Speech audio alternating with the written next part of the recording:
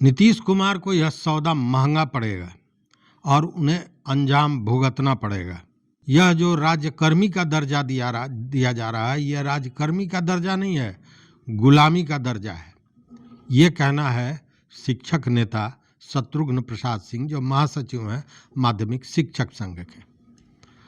मतलब कि ये जो शिक्षकों का तबादला नीति का मामला है और तबादले का विषय है, यह विषय नीतीश सरकार के गले की हड्डी बन गई है। मित्रों नमस्कार, मैं हूं राकेश कुमार, आप देख रहे हैं मत अभिमत। तबादले को लेकर हमने कई वीडियो बनाए हैं, आपने देखा भी है और आपका मोहब्बत प्यार भी मिला है, समर्थन भी मिला है।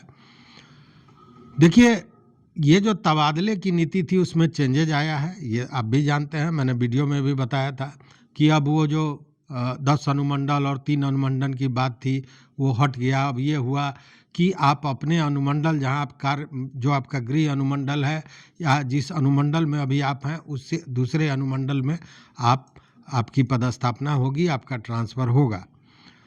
ये सारी चीज़ें चल रही थी, लेकिन अब देखिए, ये कहने को तो कह दिया गया, लेकिन जो ऐप है, ई शिक्षा पोर्टल है, वो काम नहीं कर रहा है। लगभग 8,000 से ज़्यादा तो पंचायत होंगे, पंचायतों का नाम नहीं है, बहुत से अनुमंडल का नाम नहीं है। लोग जब उसमें फीड कर रहे हैं अनुमंडल, तो पता चल रहा है कि वो फ्लिप कर जा रहा है, कहीं दूसरे जगह चला जा रहा है, वो अनुमंडल ही गायब हो जा रहा है। ये सारी चीज़ें, शिकायतें आ रही हैं लगातार। मतलब कि यह ऐप कहीं ना कहीं सरदर्द बना हुआ है शिक्षकों के लिए भी और विभाग के लिए भी। लेकिन अभी बात हम कर रहे थे ट्रांसफ़र पोस्टिंग वाले।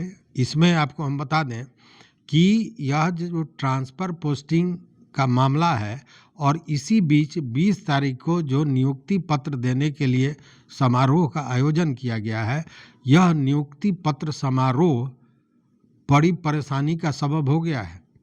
और इसी समारोह को दुरुस्त करने के लिए आपको याद होगा कि हमने उस दिन वीडियो में बताया था कि कैबिनेट की बैठक हुई, उसमें कई नेताओं ने चर्चा की, उसके बाद मुख्यमंत्री ने भी इस पर चर्चा की और तब कुछ मामले तय किए गए, चीज़ों को शांत किया गया।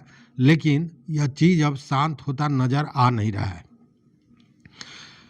क्योंकि इस कार्यक्रम को सही ढंग से कर पाएंगे यह कहना मुश्किल है। और इसके लिए जो शिक्षक नेतागण हैं, उन्होंने तो ऐलान भी कर दिया कि 25 तारीख से विधानमंडल की बैठक है और उसके बाद वो लोग सारे लोग धरना पर विधानमंडल के समक्ष बैठेंगे।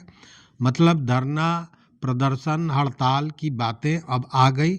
शिक्षक अब सड़क पर उतरने को तैयार हो गए।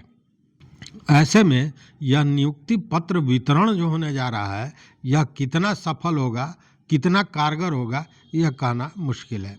मुश्किल ही नहीं है, ये समझ के चलिए कि यह समारोह जो है वो सफल होता नजर नहीं आ रहा है। और उसका कारण सीधा है कि शिक्षक खुश नहीं है, प्रसन्न नहीं है। क्योंकि एक बड़ा कारण और भी है, केवल ट्रांसफ़र पोस्टिंग ही नहीं है, एक बड़ा कारण है कि शिक्षकों के लंबे समय का अनुभव। मान लीजिए कोई 10 वर्ष से नियुक्त है, अब उस नियुक्त व्यक्ति को ही नियुक्ति पत्र दिया जा रहा है, और नियुक्ति पत्र देने के साथ वो 10 वर्षों में उस व्यक्ति ने जो खून पसीना बहाया, जो अनुभव हासिल की, उस अनुभव को, उस सेवा काल को हटाने की बात है। वो फ्रेश नौकरी मानी जाएगी। यह एक बहुत बड़ा मामला है। और कहने को भले ट्रांसफ़र पोस्टिंग है, लेकिन ट्रांसफ़र पोस्टिंग से बड़ा अहम मामला ये नज़र आ रहा है। और इसको लेकर जो नियोजित शिक्षक कोई आजकल से तो है नहीं, 2006 से ही चल रहे हैं लोग, तो ये मानने को वो तैयार नहीं है और मानेंगे भी नहीं। कारण भी है कि इतने दिनों का जो सेवा काल है उसको सीधे घटा देना, उससे केवल उसी का असर नहीं पड़ेगा, उनके सैलरी का भी असर पड़ेगा, उनको जो वेतनमान दिया जाएगा उस पर भी असर पड़ेगा। तो ये सारी चीज़ें हैं। अब इसको लेकर शिक्षक नेता भी उखड़े हुए हैं। शत्रुघ्न प्रसाद सिंह ने तो स्पष्ट कह दिया कि सेवा की निरंतरता अगर नहीं किया गया तो हम चलने नहीं देंगे। स्पष्ट धमकी कहें, चेतावनी कहें, शत्रुघ्न प्रसाद ने दे दी है।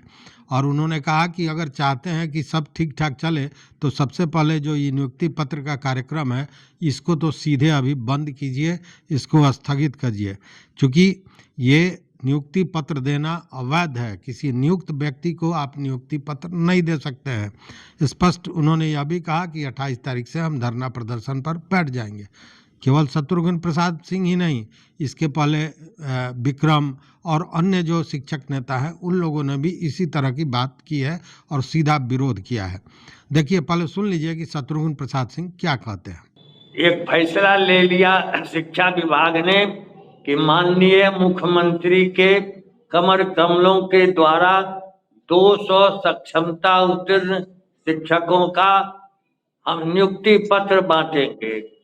ये दुनिया में ये पहला उदाहरण कि जो 18 साल से नियुक्त शिक्षक हैं, नियुक्त शिक्षक को नियुक्ति पत्र और जो उन्होंने जो सक्षमता परीक्षा में उत्तीर्णता प्राप्त की है उस उत्तीर्णता के प्रमाण पत्र अंक पत्रक के बिना ही नियुक्ति पत्र बांटना नियम का, संविधान का घोर उल्लंघन है। नियमावली जो अभी तक बनी है 2023 में, 2024 में, उसमें कहीं भी नियुक्ति पत्र देने का प्रावधान नहीं है। प्रावधान साफ है कि जो स्थानीय निकाय के शिक्षक सक्षमता परीक्षा उत्तीर्ण होंगे वे विद्यालयों में योगदान की तिथि से विशिष्ट शिक्षक कहलाएंगे। तो नियुक्त जो है उसके लिए आप ही ने नियम बनाया कि जो नियुक्त है स्थानीय निकाय के शिक्षक वे यदि राजकर्मी बनना चाहते हैं तो एक परीक्षा दे। उन्होंने परीक्षा दे दी तो नियुक्त हैं, आप नियुक्त कर दीजिए और सेवा की निरंतरता दीजिए। सेवा की निरंतरता छीन लेने की साजिश हम चलने नहीं देंगे। अवैध है नियुक्त शिक्षक को नियुक्ति पत्र बांटना, अवैध है। यह नियम में नियुक्ति पत्र देने का कोई विधान नहीं है। इस पढ़ना चाहिए तमाम पढ़े लिखे लोगों को कि आप नियुक्ति पत्र में लिखिए कि पूर्व की सेवा की निरंतरता कायम रहेगी, वेतन संरक्षण दिया जाएगा, सारा लाभ दिया जाएगा, तो भी नियुक्ति पत्र देने का कोई विधान नहीं है। इसलिए इस अवैध कार्यक्रम को माननीय मुख्यमंत्री जी, विधानमंडल का सत्र हो रहा है 25 से, ये हंगामा आमंत्रित कर रहा है शिक्षा विभाग, आपकी छवि को धूमिल कर रहा है शिक्षा विभाग। आप इस अवैध कार्यक्रम को तात्कालिक प्रभाव से स्थगित कीजिए। ये तो ऐसा ये ई शिक्षा कोष पोर्टल बनाया है कि रोज क्रैश करते ऐप से हाजिरी नहीं बनती है। सब हमारा मास्टर हो गया, गैर हाजिर हो गया। ये ऑनलाइन हाजिरी लेंगे, ऑनलाइन दरखास्त लेंगे, तबादला करेंगे, तो ठीक ठाक कीजिए। डिजिटल क्रांति में हमको विश्वास है, स्वागत करते हैं, लेकिन तबाही हो रही है। आप ठीक ठाक कीजिए, पोर्टल को दुरुस्त कीजिए, परेशानी को दुरुस्त कीजिए, जो जो गलतियां हैं उनको ठीक कीजिए और सामूहिक तबादला बंद करो। ऐच्छिक तबादला का आदेश दो और तमाम नियम विरोधी ये स्थानांतरण जो आप नीति बना रहे हैं अनुमंडल की बाध्यता समाप्त करो। यही नहीं करोगे तो आपको यह सौदा महंगा होगा और अंजाम भुगतना पड़ेगा पूरे राज्य को। अब देखिए कि एक दूसरा फंडा या दूसरा एक मामला और आ गया, और वो मामला ये है कि जैसे हुआ कि आपके बगल के अनुमंडल में होगा, और दूसरी बात कि आपको याद होगा कि यह भी कहा गया था कि यह जो ट्रांसफ़र का काम है वह शिक्षा विभाग ही करेगा। 3 स्तर पर समितियां बनेंगी, एक जिला स्तर पर, एक प्रमंडलीय स्तर पर और राज्य स्तर पर। अब इस चीज़ को भुनाने में लग गए हैं लोग, दलाल भी लग गए हैं और जो पदाधिकारी हैं, खासकर डीपीओ स्थापना डीओ, ये लोग भी अब आपदा में अवसर, तो ये आपदा में अवसर तलाशने का काम शुरू हो गया है। मतलब कि आपकी चॉइस पोस्टिंग आपको मिलेगी, कुछ तो कीजिए। ये सारा आलम शुरू है, ये सारा खेल शुरू है, जैसी सूचनाएं मिल रही हैं। उतना ही नहीं, आपको हम बता दें कि ये जो नगर निकाय था, इसको लेकर भी एक चर्चा चली थी कि नगर निकाय को एक अलग यूनिट माना जाएगा। मतलब अगर पटना अनुमंडल में नगर निकाय है, नगर निगम है, तो नगर निगम अपने आप में एक यूनिट होगी। अब यहाँ पे जो है सो खेल शुरू है। खेल क्या है कि मान लीजिए कि भागलपुर या पूर्वी चंपारण ही लेके, तो पूर्वी चंपारण में जो अनुमंडल में जो पूर्वी चंपारण के मोतिहारी अनुमंडल में जो व्यक्ति हैं, वो जब अपना खोलते हैं फॉर्म भरने के लिए, ट्रांसफ़र के लिए, तो उन्हीं को ये ऑप्शन दिखाई दे रहा है मोतिहारी नगर निगम का। मतलब उसी अनुमंडल का व्यक्ति और मोतिहारी नगर निगम में उसको दिखाई दे रहा है, जबकि बाहर वाले जब चाह रहे हैं तो बाहर वालों को ये ऑप्शन नहीं दिखाई दे रहा है। तो ऐप में ये बड़ी गड़बड़ियां नज़र आ रही हैं। ये कई लोगों ने इन चीज़ों की जानकारी दी। तो ऐप जो है वह भी कहीं ना कहीं जितना दुरुस्त होना चाहिए, जिस कदर उसको साथ देना चाहिए ना, कई पंचायतों का नाम ही नहीं है, कई जगह का नाम ही नहीं है, तो अब ऐप में सारे जगहों को फीड नहीं किया गया या फीड करने वाले की गलती थी। अब तो इसमें भी एक ज़िले में एक अनुमंडल जहाँ जहाँ है उसको 2 अनुमंडल में बांटना है, तो वो सारे ऑप्शन भी आने चाहिए। तो ये सारी चीज़ें गड़बड़ियाँ चल रही है, यह भी परेशानी का सबब है।